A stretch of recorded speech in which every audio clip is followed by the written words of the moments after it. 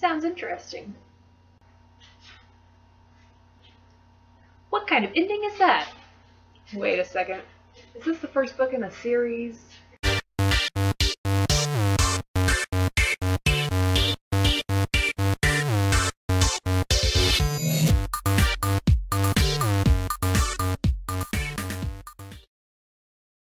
I love trilogies and duologies and long 7-book series, but sometimes a series just feels like too much trouble. It's lots of books to read, and if the whole series isn't out yet, then you have to keep track of the release date, and you have to remember to get it when it comes out so that you can know what happens. Sometimes I just really want to read a standalone book that I can read in a couple of days and be done with.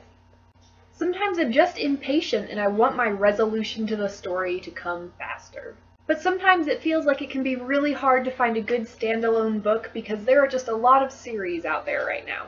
So today I have for you a few of my favorite standalone books, or books that can be standalones, that you have some ideas of books to read when you just have a lazy Saturday and you don't want to invest your whole life into a series. First up is an oldie but a goodie. It's also not actually a YA, but I love it anyway, and that is Austenland by Shannon Hale. This book is basically exactly what the title sounds like. It is about a woman who is obsessed with everything Jane Austen, and particularly Mr. Darcy, and to help her kind of get over her fantasy that is ruining her real-life relationships, her great aunt sends her on a vacation to Austenland, which is basically a retreat where you live like you are in a Jane Austen book for a month or two. This book is hilarious. It's really short, as you can see, and if you love Jane Austen or know people who are overly obsessed with Jane Austen, it just gets even funnier. And even though this book technically has a sequel, because Shannon Hale does not like cliffhangers, you can totally treat this book like a standalone. The story of Jane Hayes is completely wrapped up by the end. Next up is a true standalone, a YA book, and fairly new, and it's also our book club pick for this month, and that is We Were Liars by E. Lockhart.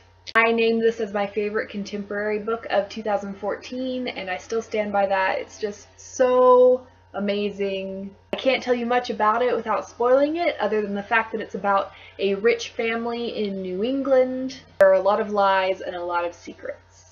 And like Austenland, it is really short, so if you just have a free afternoon or a free Saturday, you can just read this book and you're done, and you don't have to worry about going to the library or the bookstore for the next one. My next recommendation is actually the last book I read in 2014. It's the one that got me to my 50-book reading goal on Goodreads, and that is The Coldest Girl in Coldtown by Holly Black.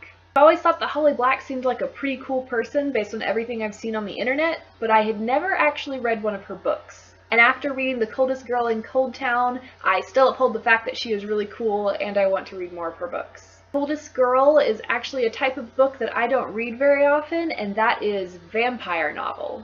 Before you think this is just another Twilight, Holly Black is actually very influenced by classic vampire novelists like Anne Rice. While this book is definitely YA and it still has some romance, it is definitely darker than some of the other YA vampire books I've read. I mean, if I'm going to read a book about vampires, I want some blood-sucking and I want some gore, and this book delivers that.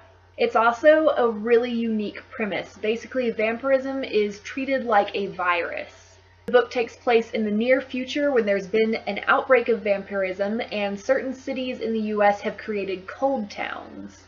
Cold towns are where vampires, infected people, and any other humans who are stuck there or choose to go there live together.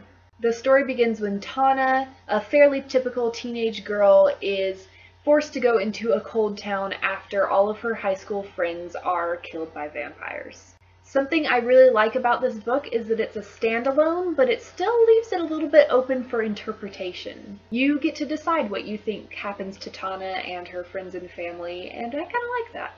Last up is one of the books that I am currently reading, which is Strands of Bronze and Gold by Jane Nickerson. This book is a retelling of the Bluebeard myth or fairy tale. It takes place in mid-19th century Mississippi, which is just a great setting for such a spooky story.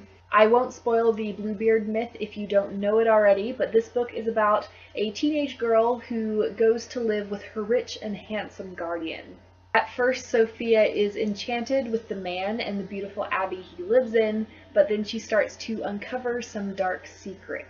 I honestly haven't read much of it yet, but like I said, I love the setting, I love the tone of it so far.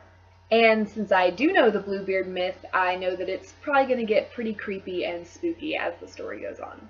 And that's all I've got for you today. What are some of your favorite standalone books? Do you prefer them to series, or do you just find them a welcome break like I do?